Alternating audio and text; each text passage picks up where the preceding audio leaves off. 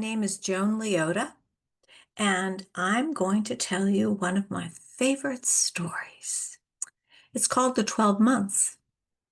It comes from Czech Republic, but it's really known everywhere. For there are often good people and bad people, even within the same household.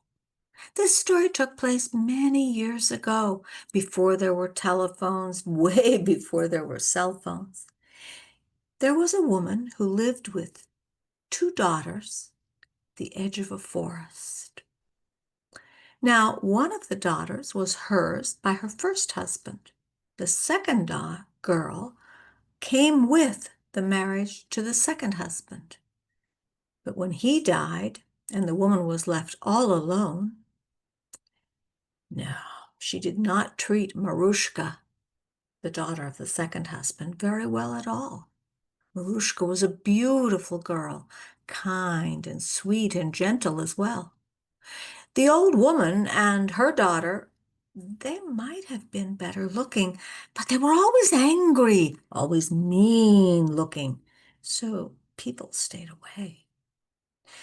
The family made its money with a small farm that had been left them by Marushka's father, and by gathering twigs and sticks from the forest and selling them in the market for fire starter. Now, Marushka was always very successful at selling because people liked to go to her. She was so sweet. But that isn't all Marushka did in the house. In fact, she did everything in the house, while the old woman and her daughter just sat around. You do this, Marushka. You clean that. Fix the dinner. Clean the floor. Take care of the plants. Get some more twigs for the market tomorrow. All of these things were Marushka's duties. And more. One night, it was getting very cold. They were seated by the fire. Well, the old woman and her daughter were by the fire. Marushka was a little farther back, still rather chilled. And the other daughter, her sister, said to her, Marushka, I want some violets. I feel the need for beauty in my life. Marushka looked at her and said, well, even tomorrow afternoon, I don't think there will be any violets. There's already a little snow on the ground, and it's way too late tonight to find any flowers in the forest. You go now, said the girl. Marushka looked. The mother nodded. Now! And they pushed Marushka to the door. Marushka had just enough time to grab her thin little shawl, and they pushed her out the door into the cold night. Marushka walked and walked. She walked into the forest. Cold, so dark. And then she saw a light. It looked like a small fire. Marushka hurried toward it. What did she see? Yes, indeed, in a clearing in the forest, there was a fire, a nice, warm-looking fire, and 12 gentlemen sitting around it. Marushka walked up and said, Excuse me, kind sirs. And the man who looked like the eldest stood up and said, What would you like? Excuse me, sir. My sister and my mother sent me here to the forest to look for violets, and they won't let me back in the house until I find them. May I warm myself a bit by your fire before I continue to look for them? You won't find any violets this time of year. They are spring flower. Well, I must look. I can't go home, she said. And the old gentleman shook his head. And still standing, he pointed to 3 of the other men, dressed nicely in pale green with little bits of color. March, April, May, I tell you, this girl needs violets. And the 3 men stood up and waved their sticks over a place in the ground. And what should happen? The snow melted, little green leaves, and then beautiful flowers, lavender, dark violet, even some white violets appeared. Oh my, said Marushka. Pick what you want, said the old man. She picked them. Oh, thank you, kind sir. And she ran home. She pounded on the door. Let me in, please. I have your flowers. He opened the door a little bit and saw that indeed Marushka had an apron full of flowers. They pulled her in and began enjoying the aroma of the flowers, putting them in little vases. How did you find them? And Marushka told them about the 12 men. They shook their heads. They didn't really believe her. But that night, her sister said, I want strawberries. Go find your friends and tell them I want strawberries. But I can't do that.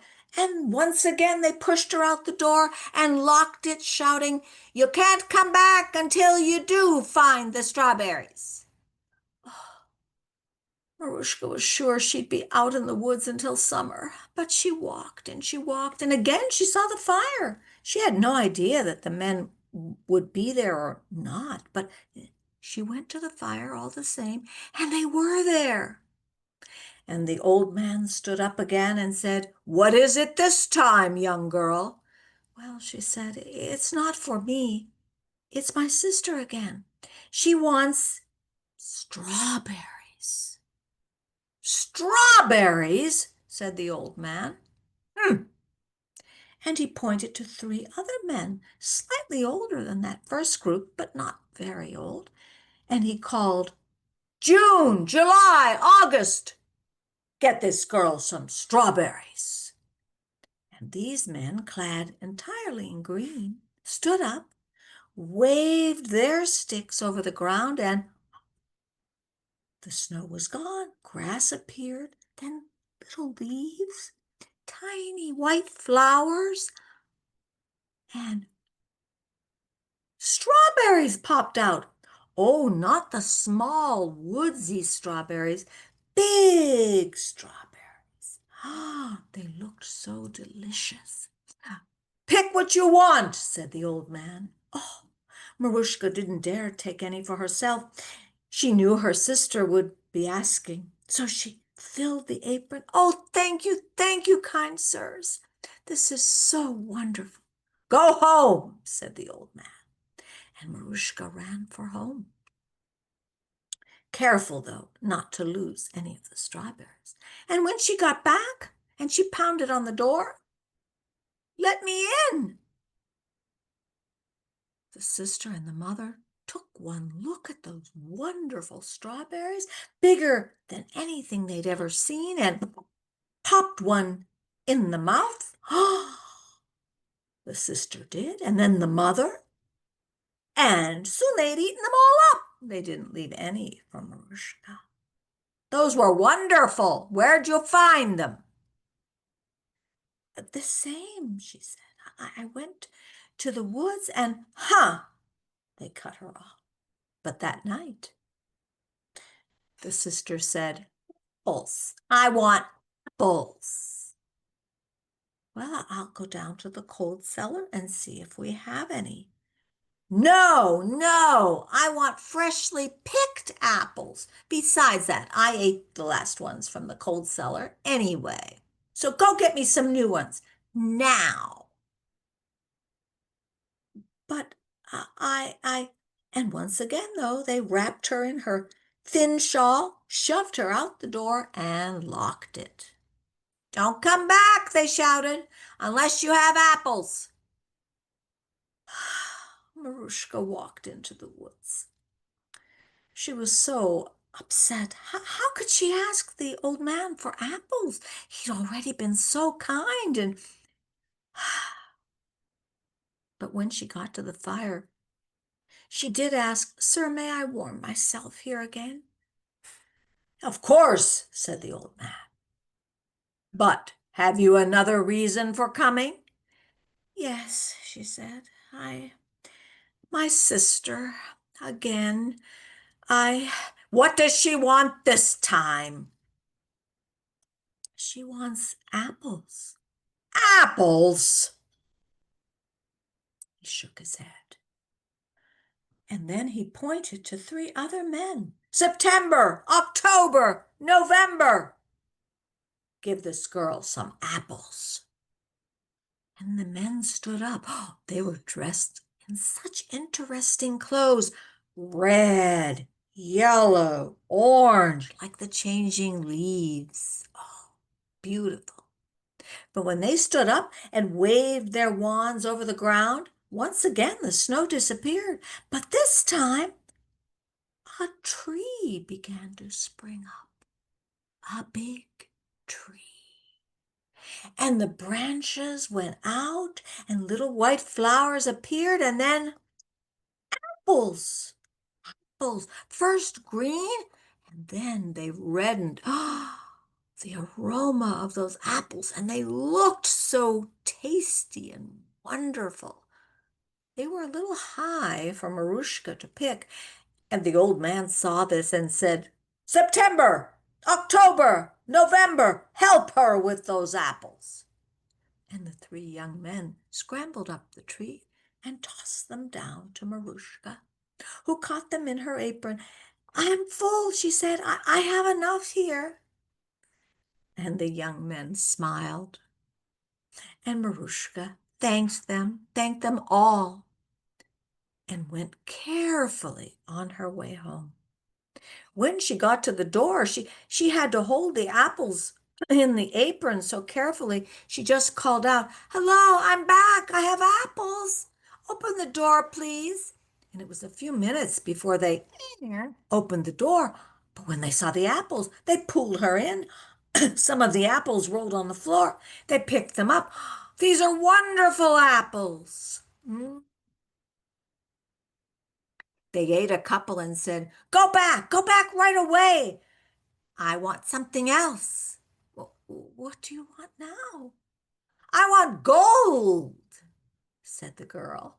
And the mother smiled. "Yes, that's a smart girl. Gold. We want gold. Put your shawl back on, Maruschka, and go back out." Maruschka put her shawl back on. She heard the door slam behind her, and she went back out. She went to the fire. The old man was surprised. "What do you want this time? Or rather, what does your sister want?" "Oh, sir, good sir, all of you good sirs, this time she wants gold. She's not happy with the fruit." "Huh," said the old man. "Tell her she must come herself." Maruschka ran back, pounded on the door. "Let me in, let me in." They opened the door. "Where's the gold?" They, the old man said, you must go and ask for that yourself. I, they wouldn't give me gold." "Huh." The mother and the daughter then threw on their fur cloaks, put up the hoods, put on warm woolen scarfs and mittens, fur-lined boots, and tramped out into the night to where Maruschka had said she saw the fire. And indeed, they found the fire and the 12 men sitting around. And when they got there, the old man stood up. "What would you like?" "Listen here," said the mother. "I'm tired of this business of having to send Maruschka out for this and that. Just give me some gold. I'd like at least 3 bags, large ones, nice thick gold coins, maybe some jewelry.